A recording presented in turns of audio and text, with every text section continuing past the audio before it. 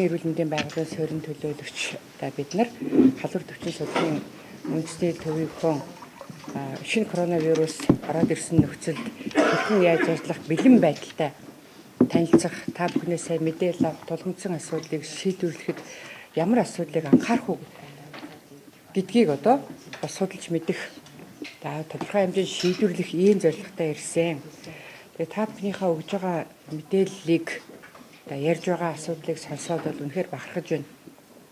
Халдвар төвчин судлалын үндэсний төвийн хамт олон удирдлага энэ шинэ одоо вирус ороод ирэх, шинэ өвчин ороод ирэх, шинэ халдвар гарахад хэрхэн яаж ажиллах энэ бэлэн байдал бол үндсэндээ ганцхан өнөөдөр биш, байнга бэлэн байдал байдаг.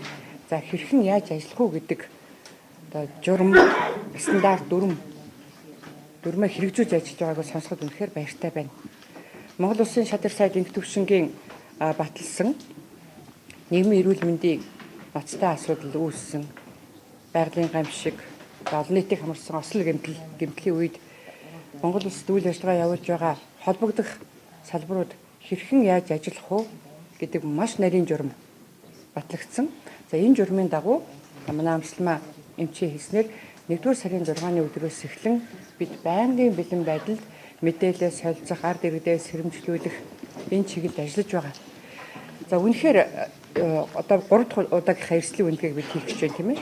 За 1 дахь удаагийн эрсдлийн үндэгээр бид дунд эрсдэлтэй байна гэж тодорхойлсон бол, за 2 дахь удаагийн эрсдлийн үндэгээр бол дундаас дээд, өөрөөр хэлэх юм бол өндөр эрсдэл рүү явж байна гэдэг ийм дүгнэлтээ хийсэн байгаа. Үүнээр үндэслэж өчтөр Улсын онцгой комиссийн хуралд энэ асуудал оруулсан. Тэгэхээр одоо 3 дахь шатныхаа үнэлгээг өөрөөр хэлэх юм бол өндөр эрсдэлтэйгээ батлах ийм үнэлгээг та бүх манаас ойрын үед хийхээр байна. За түүнээс гадна 50 ортой тасаг бэлэн байдалд оруулсан.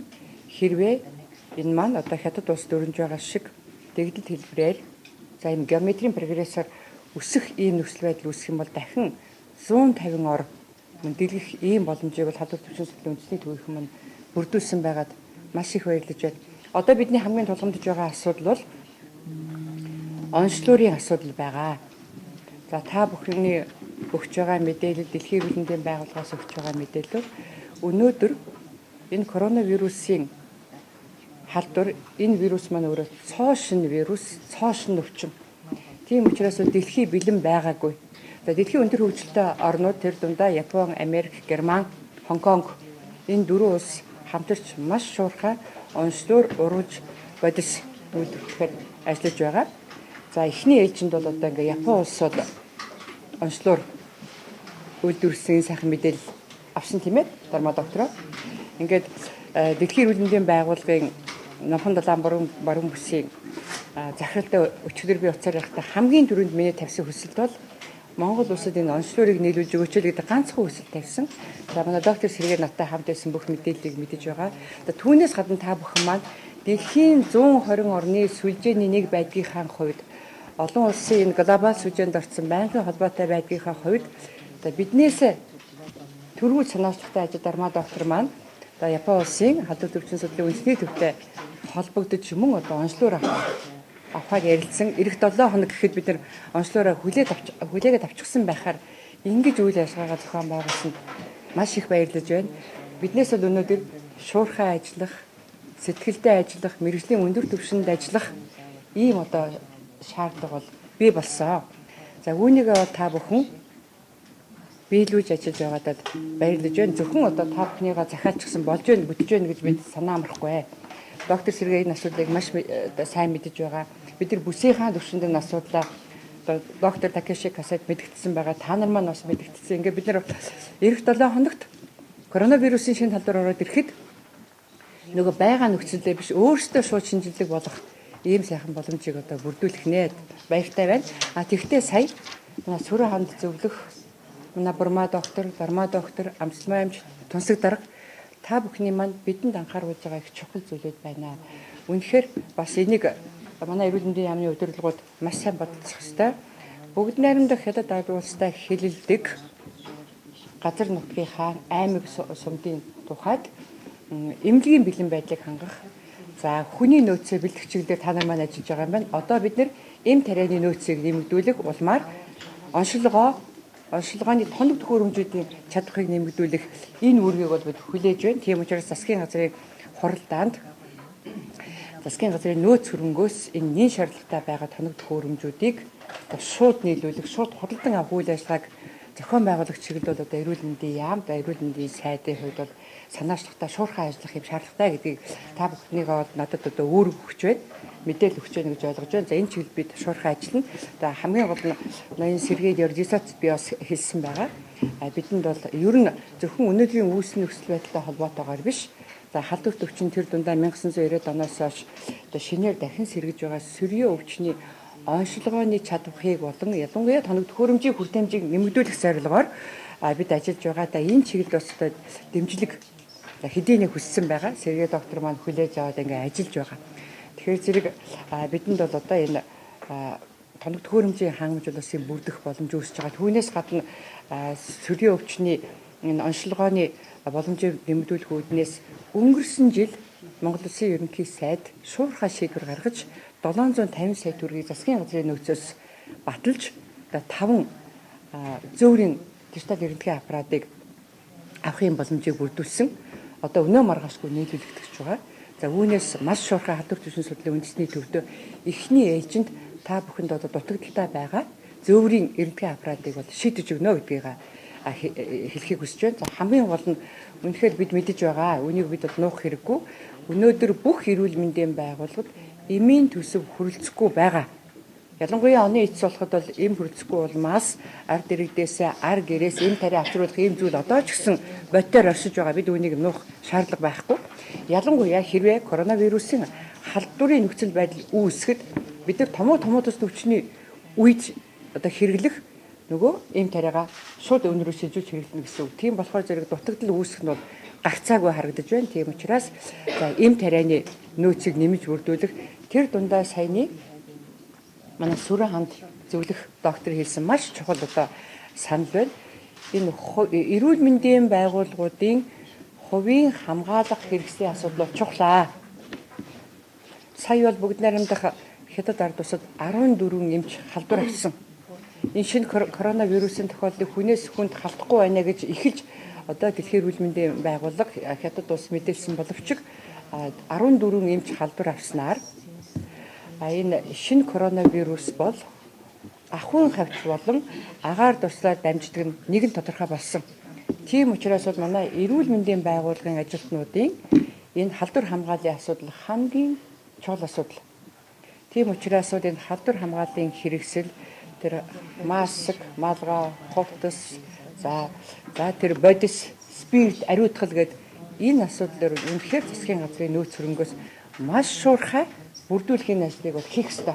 Энэ бол зөвхөн халдварт өвчин судлалын үндэсний төвийн хувьд биш бүх эрүүл мэндийн байгууллага ялангуяа эхний ээлжинд халдварт өвчин судлалын үндэсний төв болон урт хөрштэй хэлэлдэг аймаг сумдын эрүүл мэндийн байгууллагуудын эмч мэргэжилтнүүдийг хамгаалах ялангуяа эмнэлгийн дотоод халдварын асуудлыг одоо бид шийдвэрлэхэд бол энэ нөөц хөрөнгөөс асуудлыг шийдвэрлэх юм шаардлагатай байгаа. Сүүлийн үед бол энэ олныг хамарсан халдварт өвчний дэгдэлд гараагүй учраас бид нар дотоод халдвар хамгааллын асуудал тэр дундаа хэрэгслийнхаа хувьд бол нэг төдийлөн анхаараагүй. Ялангуяа нөөцөд байгаа маань сая Сүрэн хаанд манай зөвлөхийн хэлснээр хугацаанд дуссан ашиглалтын шаардлага хангахгүй болсон ийм нөхцөл байдал тогтоогдсон учраас энэ асуудлыг анхаарал тавьж ажиллана гэдгээ та бүхэндээ илэрхийлэхийг хүсэж байна. Ингээ бид та бүхнээсээ хүсэх зүйл бол халдварт өвчин судлалын үндэсний төв бол Монгол улсын хэмжээнд төдийгүй дэлхийн хэмжээнд тэргүүлж байгаа байгууллагын хувьд ард иргэдээс хэрэмжлүүлэх энэ бэлэн байдлыг хангах ялангуяа хүний нөөц эмч мэргэжилтнүүдийг үндэсний хэмжээнд дахин сургалтанд хамруулах чиглэл бүсчилсэн болон онлайн сургалтуудыг тогтвортой хийх. За энэ чиглэлд хэрвээ одоо хөрөнгө мөнгө шаардлагатай байгавал эрүүл мэндийн яамд хандаж дэмжих сангаасаа дэмжлэг авахын бүрэн болцоо байгаа гэдгийг та бүхэндээ илэрхийлэх хүсэж байна. Ялангуяа сургалт бол тасралтгүй байх ёстой.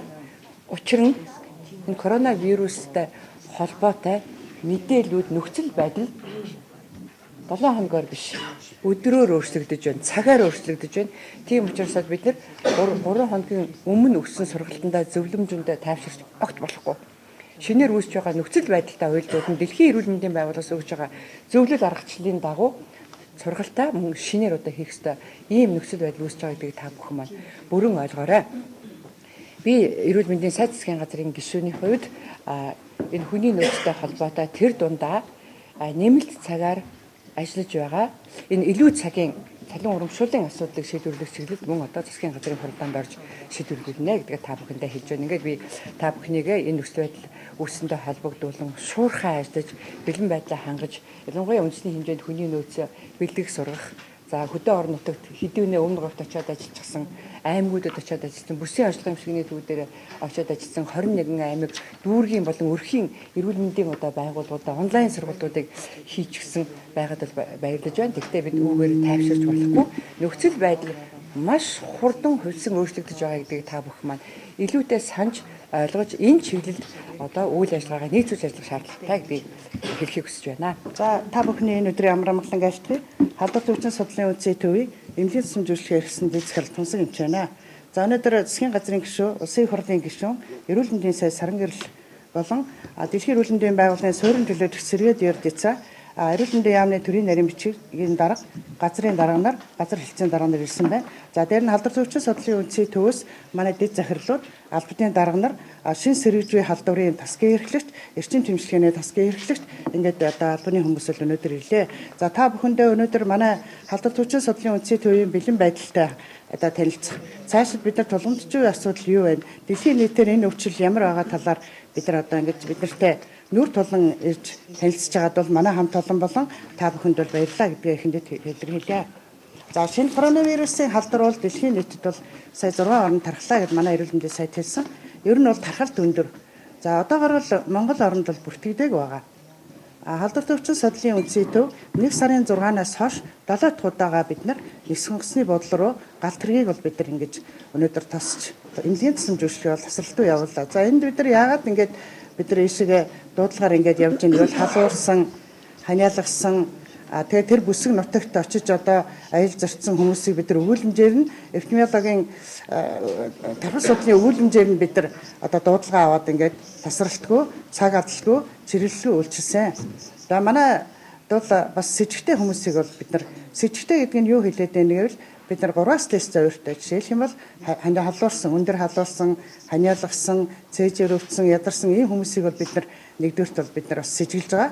За хоёр дахь нь бол манайх тэр бүс нутагт жишээлбэл Хятад улсын Юхан хотод одоо зорчсон байдаг юм аа тийм ээ. Саяны нөгөө хэлсэн орнуудаар явсан хүмүүсийг бол бид нар өгүүлэмжээр нь бол бид нар сэжилж ингээд авч байна. За 3 дугаарт нь эмнэлзэн бид нар шинж тэмдгээр нь оншилж байгаа. За энэ дээр бол манайх цаг алдалгүй явлаа гэж би түрүү хэлсэн. Энэ бол 7 хүнийг манайх сэжиглээд энэ ч тусгаарлаад тэгээд лабораторийн шинжилгээнд бол 21 вирус үзэж байгаа үзэх чадaltaй манай лавлгаа лаборатори. За энэ дээр бол бид нар улирлын эргэлтэнд байгаа томоогийн вирусуудыг бол гарсан учраас зөвлөгөөгөө өгөөд эмнэлгийн засам зөвшөөрөлтөд тасралтгүй явуулаа өнөөдөр. За халдвар төвчний судлалын үндэсний төв бол одоо үндэсний одоо объект. За энэ бол мэрэгжил арга зүйгээр хангадаг онцгой объект. Тэгэхээр бид нар бол эмчнэртэй сахилах хариуцлага дэг журам одоо энэ онцгой энэ идэвхжлийн үед бол яаж ажиллах вэ гэдэг дээр бэлэн байдлаа хангаж ерөнхий захирлын А4 гэсэн тушаалыг бол бид нар гаргасан байгаа. За энд бид нар яаж ажиллах вэ гэвэл 100-ийн дуудлагт яг хэн явах юм. За яг шин сэргэжийн халдвар ороод энэ өвчин өнөөдөр ороод ирэх юм бол яг хэн ажиллах юм гээд бүх эмчнэрийнхээ бид нар бэлэн байдлыг хангалаад бид нар тушаал шийдвэрээ гаргасан. Дээр нь шин сэргэжийн халдвар болон яралтай сүмжийн тасаг дээр ямар хүнийг өнөөдөр авах вэ гэдэг шинэ коронавирусын үед бол бид нар ямар улсын хүмүүсийг бол өнөөдөр бид сэжигтэй гэж авах гээд шинэ журмаа бол гаргаад баталсан явж байгаа.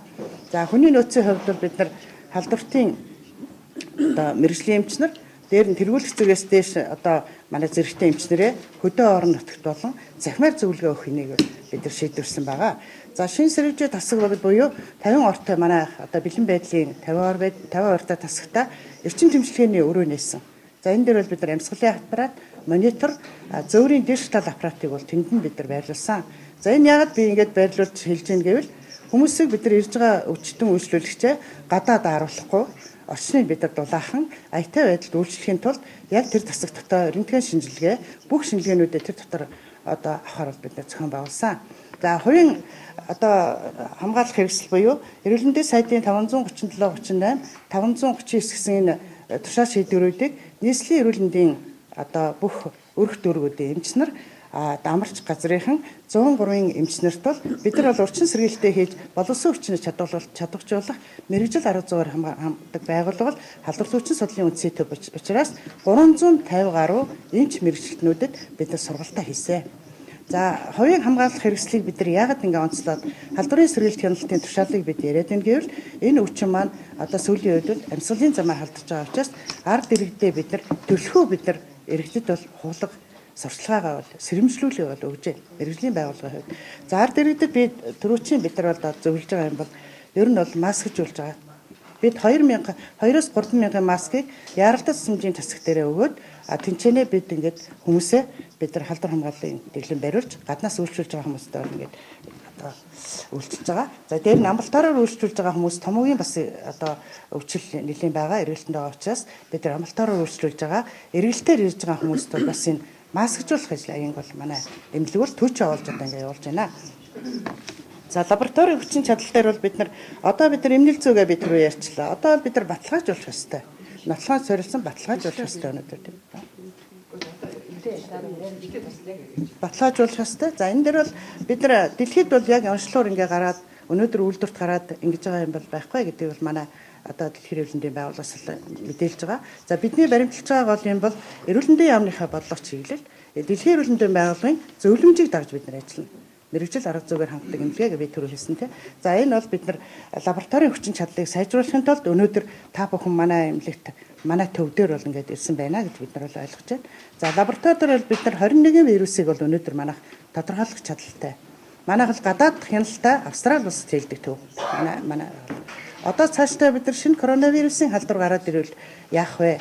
Одоо хаашаа бид нар захиалга авах вэ гэдэг дээр бол өнөөдөр бид нар ярилцсан. Энд бол Японы улс руу бид нар Японы одоо халдвар төвчний хүрээлэн лөө бид нар бас ингээд холбогдсон байна. Манай вирусологийн тасгийн эрхлэгч, вирусологчид манай одоо бүх лабораторийн мэрэгчлэтнүүд бол захиалга өгөөд ингээд үндэсний төв бол ингээд бэлэн байдалд ажиллаж байна.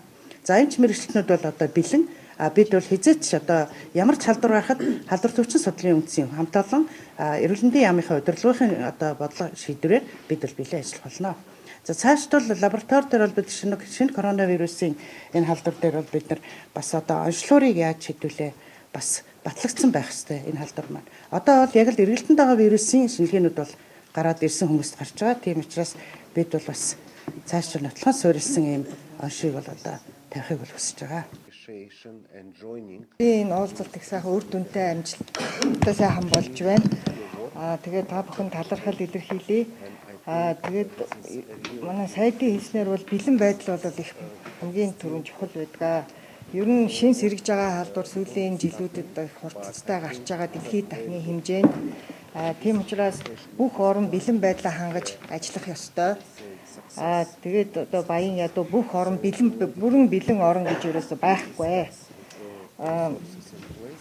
Тэгээд мөн одоо сайдын зүгээс засгийн газрын дэмжлэг энэ бүх одоо эртлийн үнэлгээний дүгнэлтэн дээр үндэслэн асуудлуудыг шийдэж өгнө гэсэн бас тэрэнд бас талархал илэрхийлж байна. Тэгвэл Дэлхийн эрүүл мэндийн байгууллагатай олон жилийн өдөр тутмын ийм хамтын ажиллагаатай байгаа. Тэгээд өнгөрсөн хугацаанд бол SARS, H1N1 гэдээ маш олон одоо дэгдэлт цар тахлыг давж гарсан томоохон туршлагатай. Тийм учраас бид нар энэ одоо хамтын ажил энэ чадвархаа улам цаашид бэхжүүлнэ. Тэгээд одоо цаашдаа дахиад хамтарч ажиллана. Ингээд дараагийн 7 хоногоос хамгийн түрүүнд лабораторийнхоо бэлэн байдлыг одоо лабораторийн чадвархаа одоо тесттэй авчих юм байна. Тэгээд сайдын зөвлөмж болгож байгаагаар бол энэ эрүүл мэндийн ажилчдын сургалтыг бид нар бас дэмжихээ одоо илэрхийлж байна. Мөн одоо ер нь эрүүл мэндийн ажилчдыг бүр хамгаалах нь одоо өөрсдөө хамгаалах нь чухал. Хэрвээ одоо эмнэлгийн ажилчид нь өвдчих юм бол цаашдаа одоо хүн амд тусламж үйлчилгээ үзүүлэхэд асуудалтай болно. Тийм учраас эрүүл мэндийн ажилчдын сургалтыг зохион байгуулахад туслалцаа үзүүлнэ. Мөн одоо тэгээд мэдээлэл харилцан солилцож эрүүл мэндийн яамтайгаа ойрхон хамтарч ажиллана гэж одоо ажиллагаа илэрхийлж байна. Next week we will work together first of all. За тэгэхээр бид нар энэ шинэ коронавирусын халдварын талаар Монгол улс бусдад дэлхийн бусад одоо улс оронтой адилхан арга хэмжээнүүдийг бүртгэж эхэлж мэдснээсээ хойш авч хэрэгжүүлсэн. Тэрнийгээ бас би товчхон хэлье гэж бодож байна. Ер нь бол 1-р сарын 6-ны өдөр манай улс бол энэ одоо бүгд найрамдах хэд ард улсын хувай мужид бол шалтгаан тодорхойгүй уушигны хатгаа гарлаа гэдэг мэдээллийг авмагцсан. Тэр өдрөө одоо Монгол улсын хэмжээнд мөрдөх Монгол улсын шадар сайдын одоо шинэ олон сэргэж байгаа халдвар болон бусад одоо нийгмийн эрүүл мэндийн ноцтой байдал хүн амыг одоо түгшээсэн нөхцөл байдал үүссэн үед яаж ажиллах вэ? Салбар хоорондын байгууллагууд яаж ажиллах вэ? Эрүүл мэндийн байгууллага яаж ажиллах вэ гэсэн журмыг бол бид нар өөрсдөө бас боловсруулж санал хүсэлтээ өгч гаргасны маань ач холбогдол өнөөдөр бас гарч байна. Тэгээд бид нар тэр журмынхаа дагуу эрсдлийн үнэлгээг батлагдсан одоо журмаараа батлагдсан аргачлалынхаа дагуу Монгол улсад уг халдвар зөөвөрлөгдөн орж ирэх эрсдэл байна уу гэдэг дээр хамгийн түрүү анхаарлаа хандуулж эрсдлийн үнэлгээг салбар хоорондын байгууллагууд, эрүүл мэндийн яам, мэрэгжлийн хяналтын газар, бусад одоо зоонозын өвчин судлалын үндэсний төв гэх мэт байгууллагатай хамтраад хийсэн. Тэгээд бол Монгол улсын хэмжээнд орж ирэх эрсдэл маань дунд эрсдэлтэй байна. Идэвхжлийн зэрэг бол 1-р зэрэгтэй байна гэдэг үнэлгээ хийсэн учраас бид нар тухайн одоо эрсдлийн зэрэг тохирсон хариу арга хэмжээг бас журманд заасан байдаг. Тэрнийхэн дагуу бид нар арга хэмжээг авч хэрэгжүүлсэн. Үүний хүрээнд бол бид нар хөлийн нэвтрэгцийг бүх улс орн бол ялгаагүй хөлийн нэвтрэгцэг дээр эхлээд анхаарал хандуулж байгаа. Дараа нь бол эрүүл мэндийн байгууллагуудын бэлэн байдлыг хангах, мэрэгжлийн төв байгууллага, халдварт өвчин судлалын үндэсний төв, зоонозын өвчин судлалын үндэсний төв, эрүүл мэндийн яам маань идэвхжлийн горимд орж ажилласан 6-наас эхлээд. За ажиллах явцад бол тухайн улс оронд бүртгэж байгаа халдварын одоо нөхцөл байдал бол нэлээд одоо эрчтэй явж халдварын тархац маш хурдцтай байсан учраас давтан бас үнэлгээгээ хийсэн.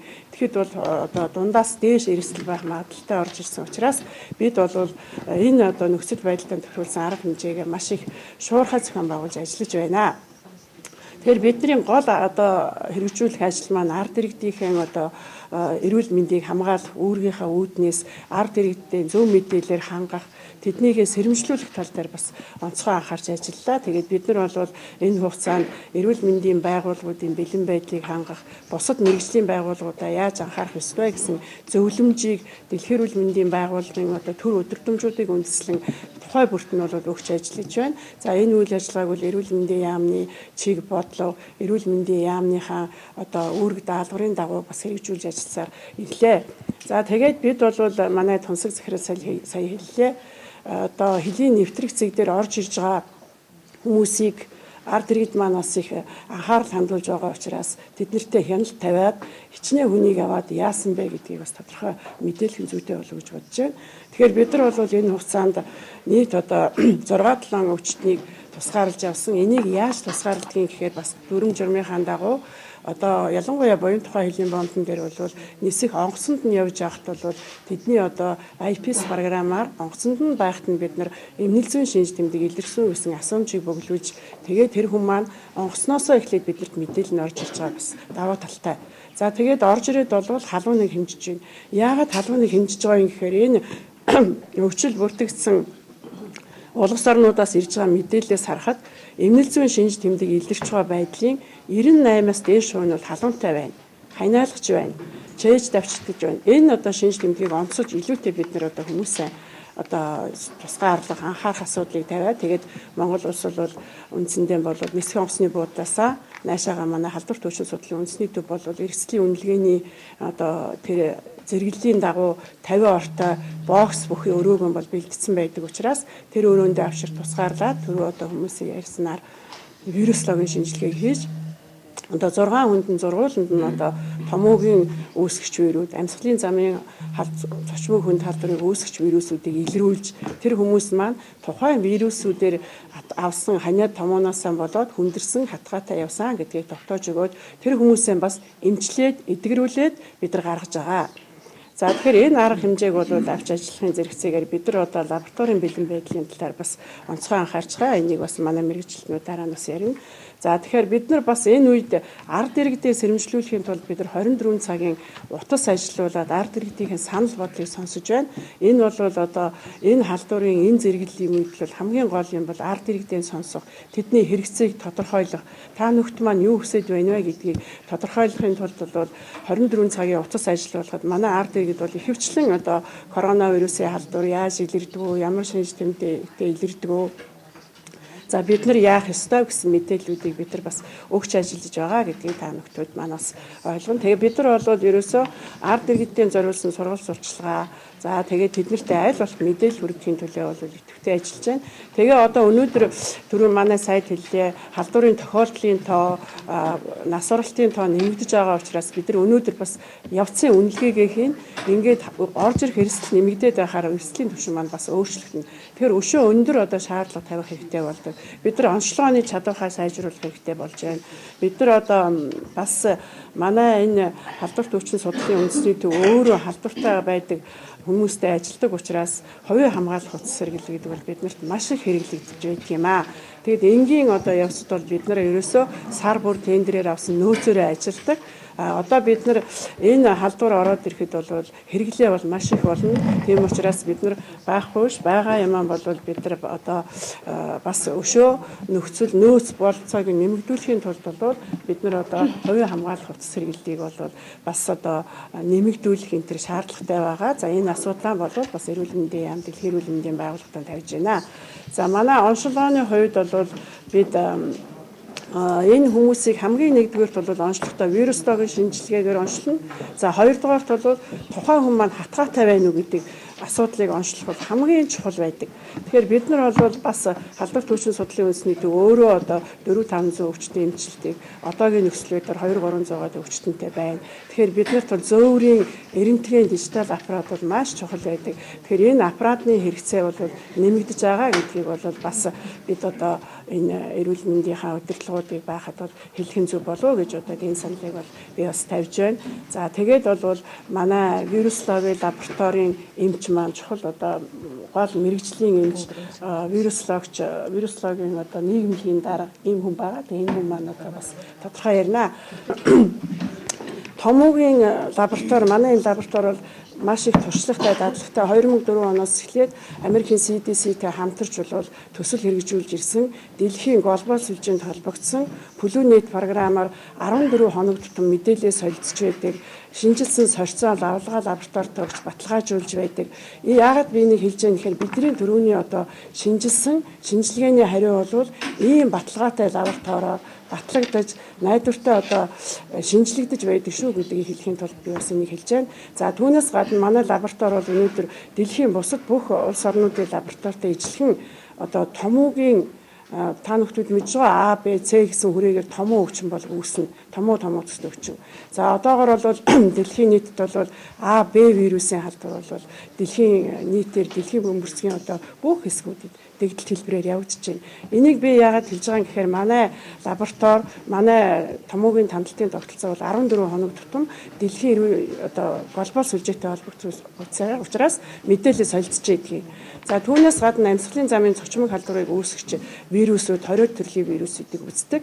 Тэгээ энэ вирусуудыгаа үзэж байгаа хүчин чадал бол би энүүнийгээ хэлдэг учраас манай одоо бусад дэлхийн эрүүл мэндийн байгууллагын номхон талын баруун бүсийн улс орнууд бол яг л манайхтай адилхан ийм шинжилгээ хийж байгаа.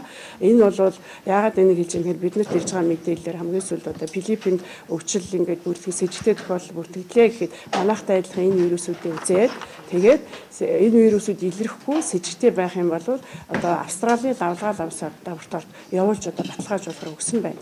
Бид бол дэлхийн эрүүл мэндийн байгууллагын найдвартай одоо онцлогоор аргачлалууд ирэхээс өмнө бол бас л энэ улс орнуудтайгаа ижилхэн одоо ингэж хамтарч одоо ажиллах болно. Биднэрт бол одоогоор яг одоо шинэ коронавирусын халдварын сэжигтэй гэсэн тохиолдлоос хараахан орж ирээгүй байгаа учраас энэ байдал маань өнөө амьсгалын замын цочмог үн талбараараа онцлогдоод явж байгаа.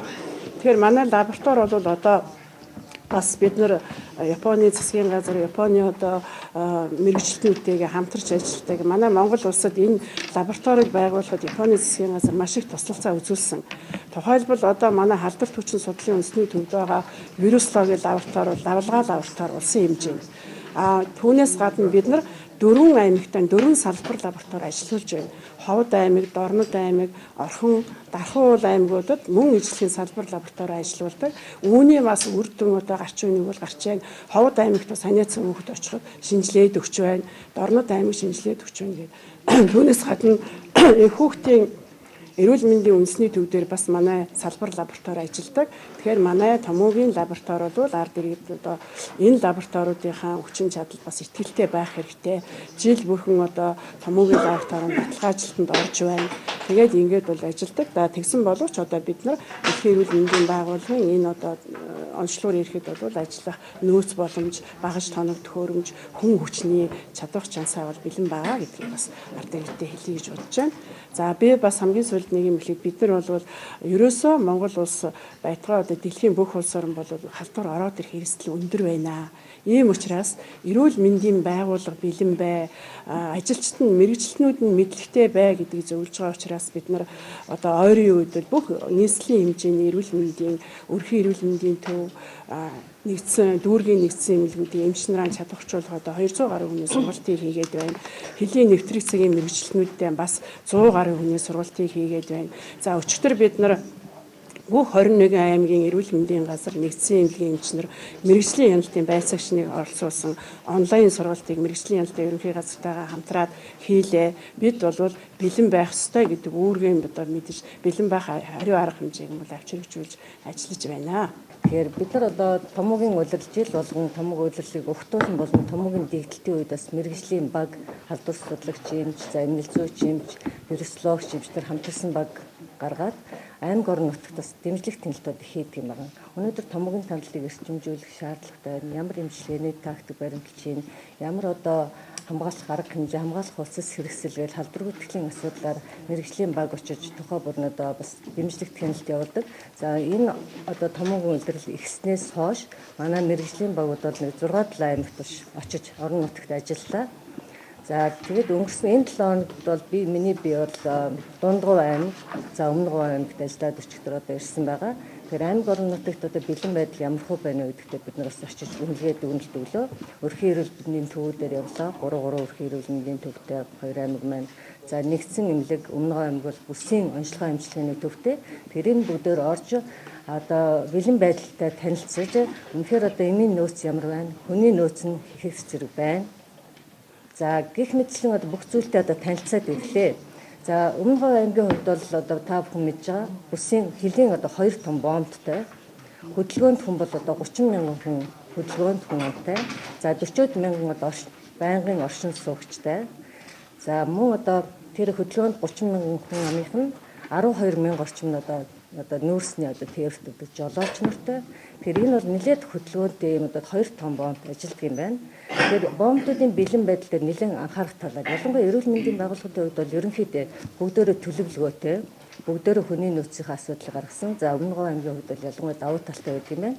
Ер нь бол эмийн нөөц яг томоогийн улиралд хэрэглэгдэх эмийн нөөц бол бас хангалттай. Бид нар эхний ээлжинд бол одоо эхний давлгаагч юм уу яг томоогийн дэгдэл бусад одоо вирусын халдвар орж ирэхэд бид нар бэлтгэлтэй. Гэхдээ одоо шинэ коронавирус талбарын үед бид нар бол өрөмц эмчилгээ одоо л одоо шинжилгээг бол тэр болон бид нар хийх одоо боломж авах манай улсын хэмжээнд болон бусад улс оронтой адилхан бас энийг хийх боломжгүй байгаа учраас бид нар бол яг одоо гаднаас нь хараад энэ коронавирус талбартай хүн үү энэ одоо яг томоогийн вирусаар халдвар авсан хүн байна уу? За энэ бусад одоо вирусын цочмог халдвараар үүсгэсэн халдварт өлтсөн байна үүдийг харах боломжгүй учраас яг одоо амьсгалын замын цочмог халдвартай гэж орж ирж байгаа хүмүүстийг тавих анхаарал тийм ээ тэдгээрийг илрүүлэх тэдгээрийг одоо яаж одоо хөлийн бомбоор оруулахгүй шүүлтүүрээр одоо сайн хангах вэ гэдэг тал дээр нэлээд ажиллах хэрэгтэй байна гэдгийг одоо хэлж ярьлаа. Нийт одоо бид нар сургалт хийгээд ингэж явж үзээ сургалтыг хийгээд одоо эмнэлгийн ажилчид ялангуяа Өмнөгов аймаг дээр одоо хөлийн бомбуудын одоо мэрэгжлийн хяналтын байцаагч нар одоо зүүмээр холбогдлоо 2 бомбын 10 гаруй одоо байцаагч нар мөн одоо аймгийн төв дээр байдаг бас байц загч нар бас энэ сургалтанд хамраглаа. Зооны зөөрчил судлалын төвийнхэн эмчнэр хамраглаа. За нийт одоо 120 гаруй хүнд өмнөгөө аймаг дээр л 120 гаруй хүнд бид нар сургалтыг хийлээ. Яаж одоо ялангуяа лаборатори дээр сорьцыг эмчнэр бол маш их солигддог. Ялангуяа анхан шатны нэгждэр байгаа өрхийн эрүүл мэндийн төвдөр байгаа эмчнэр бол байнга солигдож шинжлэгдсэн. Дандаа шин залуу эмчнэр байна. Яаж сорьцыг авахын, зөв авахын, яаж хадгалахын, яаж тээвэрлэлд нааш нь хөрвүүлэх юм бэ гэдэг тал дээр бол сургалтанд бол их сайн хамрууллаа бид нар хүмүүс их анхааралтай сонсож бас нэлээд зүйлийг тэмдэглэж авсан дарга нартай уулзлаа. Эрүүл мэндийн газрын дарга за мэдээж нэгдсэн эмнэлгийн дарга нартай уулзж холбогдох удирдлагуудаар одоо уулзаж бүх одоо асуудлыг одоо бид нар хэлж ярьлаа. Тэгэхээр бид нар бол мэрэгжил арга зүгээр аймаг орон нутгаас дэмжлэг тэмцэлтэй хийдэг. Яг одоо бас цаг үе олсон юм ажил боллоо гэдэг ялангуяа бондтой газруудад очиж ин ажилласан байна. Бас үр дүнтэй байсан хаа гэж бодож байна. Цаана би халдварт өвчин судлалын үндэсний төвийн вирус судлалын лаборатори эрхлэгч эрүүл мэндийн яамны лаборатори ерөнхий мэрэгчлэлтэн дармаана. За тэгэхээр зөвхөн бид бол энэ шинэ вирусын халдварыг шийдэхтэй тохиолдол дээр бол 24 цагаар жижигүрлэн хуваар гаргаад ингээд ажиллаж байгаа манай лаборатори. Тэгэхээр манай лабораторийн хувьд бол манай мэрэгчлэнүүд түрүүн хэллээд авчихсан. Тэгэхээр зэрэг энэ бол Дэлхийн эрүүл мэндийн байгууллагын 120 гаруй оронд ажилладаг сүлжээ лабораторийн нэг юм байна. За бид бол улирал тутамд гадаад хяналтын сорьцоод шинжилж гүйцэтгэлийг хянуулдаг. Жилд биш улирал тутамд. Энэ бол 21 вирус илрүүлэх чадвархан бид бол дэлхийд одоо улирал тутамд шалгуулдаг юм аа. Тэгэхээр бид энэ 120 лабораторийн хувьд бол өдөр болгон бид мэдээлэл солилцож ажиллаж байна л да. Тэгэхээр сүлжээ гэдэг нь бол бид лабораторийн шинжилгээний дөнгө 7 хоног болгон дэлхийд өгчдөг. Манай одоо Дэлхийн эрүүл мэндийн вебсайтаар орох юм бол манай лабораторийн шинжилгээний дөнгө бол байж байгаа. За тэгэхээр энэ эмгэг төрөгчийн шинэ эмгэг төрөгчийн хувьд бол цоо шинэ дэлхийн бүх улс орн тулгамдж байна. Тэгээд яг манай улсын хувьд бол ерөөсөн онцлог үйлдвэрлэдэггүй. За шинэ ер нь одоо эмгэг төрөгчдийн нуклеотид одоо primary probe-ыг синтезлэх химийн үйлдвэрлэл байхгүй ийм улсаа. Тэгээд одоо бол дэлхийд бол тэргүүлэх одоо халдварт өвчний судалгааны хэд хэдэн институтууд бол энэ онцлогыг үйлдвэрлэхэд бол маш эрчимтэй ажиллаж байна. За бидэнд ирсэн мэдээллээр бол Герман улс, Америкийн нэгдсэн улсын өвчний хяналт сэргийлтийн төв CDC, Японы халдварт өвчний үндэсний хүрээлэн, Хонконгийн их сургууль бол нэлийн эрчимтэй ажиллаж байна. Биднэрт бол лабораторийн протоколуудаа бол ирүүлсэн. За ингээд бид бол өчигдөр хамгийн ойрхоноор нь бол халдварт өвчний үндэсний юуны Токиогийн халдварт өвчний үндэсний хүрээлэнтэй бол холбогдлоо. За тэндээс бол онцлогоор уруулж бол ер нь бэлэн болсон. Ойрын хугацаанд бол танад нийлүүлье гэдэг юм бол мэдэгдсэн байгаа. Ингээд бол бид эх 7 хоногт бол ямар ч гэсэн шинэ коронавирусыг онцлогтой болчих байхаа гэж найдаж байна. Ер нь одоо яг хэрвээ үйл явдал өрнөд одоо ирэх юм бол бид одоо бас юун дээр дэмжлэг туслалцаа хэрэгтэй байгаа вэ гэдгийг одоо анхааралдаа бас аваасаа гэж хүсэж байна. Ор одоо 50 ортой. За хэрвээ бид эндээс хэтэрсэн одоо с ิจ гтэй тохиолдлуудыг хүлээж авах юм бол бид аль одоо тасхыг сулдаж хаана одоо илүү оруудыг одоо бэлтгэж нөөцлөх үү гэдэг асуудлыг төлөвлөгөөндөө бас тусгахаар тохиролцсон байгаа. За энэ хил залгаа ялангуяа хятадтай хил залгаа байгаа аймаг орон нутгийн том төхөөрөмжийн асуудлуудыг бас нэлээд анхаарал авах хэрэгтэй гэж үзэж байгаа. Ягаад гэвэл хэрвээ с ิจ гтэй тохиолдолд тэнд одоо онцлогдоод ирэх юм бол тусгаарлах өрөөнүүд ямар байна вэ? Тэнд одоо амьсгалын энэ ч одоо хамгийн гол нь хатгаа байгаа учраас амьсгалын одоо дутагдaltaй хүмүүсүүдэд үзүүлэх тоног төхөөрөмжүүд хэр зэрэг бэлэн байна уу тийм ээ? Одоо шаардлагатай бол хичнээн одоо шаардлагатай байна уу гэдэг энэ нөөцүүдийг бас бид нар тооцож үзье гэж одоо бас ярилцсан. За энэ эмнэлгээс шалтгаалсан халдварын асуудлууд бас ноцтой гарч ирнэ. Нэг тохиолдолд өөр газруудад с ิจ гтэй тохиолдлууд хэрвээ онцлогдох юм бол тухайн одоо эмнэлэг дээр бэлэн байдал ямар байгаа вэ? Халдвар хамгааллын асуудлууд ямар байгаа гэдэг дээр бас нэлээд нухацтай. Энэ эмнэлгүүдэд яагаад гэвэл энийг H1N1 үед болон Улаанборхны одоо дэгдэлд гарсан тохиолдолд эмнэлэг дотор одоо гарч ирсэн. Тэр мэдэгдэхгүйгээр ороод тэгээд тэр нь цаашаага одоо дамжих юм халдвар дотроо дамжих юм асуудлууд гарч ирсэн учраас бид энэ дээр бас нэлээд анхааралтай хүлээн авах эмнэлгийн хүлээн авах цэгүүд дээр одоо маш сайн сургалт явуулж тэнд одоо байнгын үйл ажиллагааг нь бас тогтмол шалгаж явах одоо ийм шаардлага бас байгаа гэдгийг үзэж байгаа. За манай нөөцөнд байгаа хамгаалах хэрэгслүүдийн хугацаатай холбоотой юмуд бас байгаа юм байна. Бид тэр юмнуудыг нь бас захирлын одоо үгс үүргийн дагуу бас үзлээ. Ялангуяа энэ дээр энэ амны хаалтууд хамгаалах хэрэгслийн одоо хугацаа дууссан учраас зарим нэг юмнууд хэрэглэхэд одоо нөгөө жишээлх юм бол зүүхэд нөгөө зүйлтийн салах энэ гэсэн ийм асуудал гарсан. Энэний тооцоог бас бид нар гаргаад нэмэлтээр бас нэлээд сайн захиалга одоо нэмж өгөө гэсэн ийм одоо асуудлуудыг бас нэмж хэлэх нь зүйтэй байхаа гэж бодож байна. Тэгээд гадна талдаа бид нар яг ингээд орж ирэхэд бол бид нар ингээд сая юунаас бас засгийн газраас нийслэлийн засаг даргын одоо томгийн газар болон нийслэлээс бол биднэрт ингээд бас тэрбум гаруй төгрөгийн тогтчлыг манай эмнэлэгт бас хийсэн байгаа. Энийг бол ташрамд нас дурдъя. Энд бол манай хамт олон бас баяртай байгаа. Яагаад гэвэл ямар нэгэн с ิจ гтэй яралтай юм орж ирэхэд манай зам юм засмал зам башин явах замууд бол шийдэгдсэн байгаа. Энэ бол одоо бас их том асуудал байгаа. Яагаад гэвэл энэ дотор чинь бас манайх олон 22 байшинтай энэ дундор сүлжээд нөгөө өвчтнээ аваад явах одоо боломжгүй учраас энэ зам одоо засмал замыг шийдэж өгсөнд бол их баярлж байгаа. За тэгээ уртлаасаа ингээд орж ирээд өвчтнээ бид нар өөрсдөө тосч авна. Өвчтөн маань энэ гадаа бүр ингээ хаалгатай. Энэ хаалгаараа орж ирж ингээд тусгаарлагдаад ингээд имчилгээ явагдах юм аа.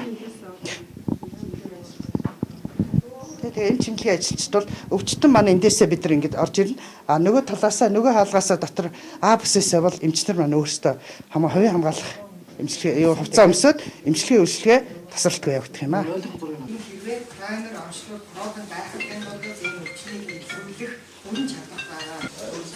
This is within several weeks. So please let us work. Энэ одоо үүсгчийн трайнер програмыг одоо үйлдвэрлэх тал дээр одоо өдөр тутам бас нэлээд хангаж ажилладаг. Одоо энэ ажлаа улам эрчимжүүлэх бас тийм ороод ирдэг. Монгол улс коронавирусын хамтар ороод ирдэг хүмүүнийг олох эмчлэх олон нийтэд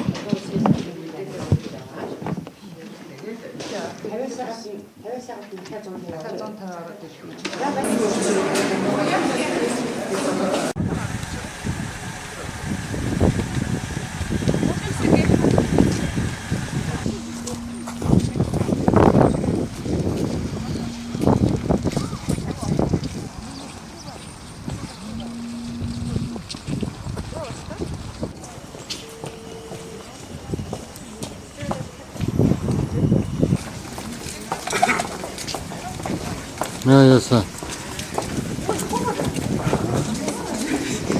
Юуны хам хүчтэй.